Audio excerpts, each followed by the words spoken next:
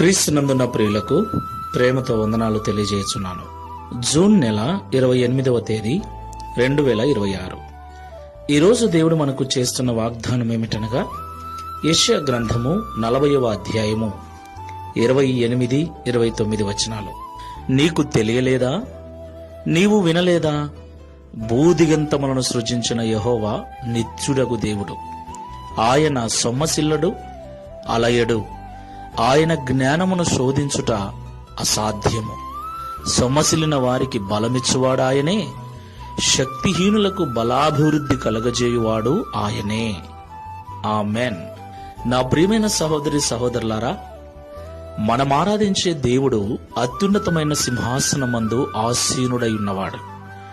ఆయన ఉన్నతుడగు దేవుడు, భూమి ఆకాశములను కలగజేసినవాడు, సర్వ సృష్టికి కర్త అయిన దేవుడు, మనం ఆరాధిస్తున్న దేవుడు.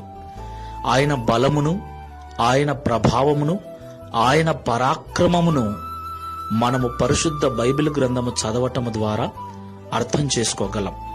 ఆది కాండము మొదలుకొని ప్రకటన గ్రంథం వరకు దేవుని యొక్క సామర్థ్యము ఏమిటో, ఆయన మహిమ ఏమిటో, ఆయన గొప్పతనం ఏమిటో, ఆయన మనస్సు ఏమిటో, ఆయన ఔన్నత్యం ఏమిటో మనకు తేటతెల్లమవుతుంది. అయితే ప్రతిరోజు దేవుని వాక్యం వింటున్నప్పటికీ, చదువుతూ ఉన్నప్పటికీ మనలో చాలా మంది సమస్యలు, శ్రమలు, ఇబ్బందులు వచ్చినప్పుడు దేవుణ్ణి మరిచిపోయి బాధపడుతూ కృంగిపోతూ ఉంటారు. ఒక విషయం గుర్తుపెట్టుకోండి ప్రియులారా, దేవుని కంటే ఈ లోకంలో మనకొస్తున్న శ్రమలు, బాధలు, నిందలు, అవమానాలు, అనారోగ్య పరిస్థితులు గొప్పవేమీ కావు. ఆయన చిటిక వేసినంతలో, కనురెప్పపాటులో మన స్థితిగతులన్నీ మార్చి మనలను అందలము ఎక్కించగల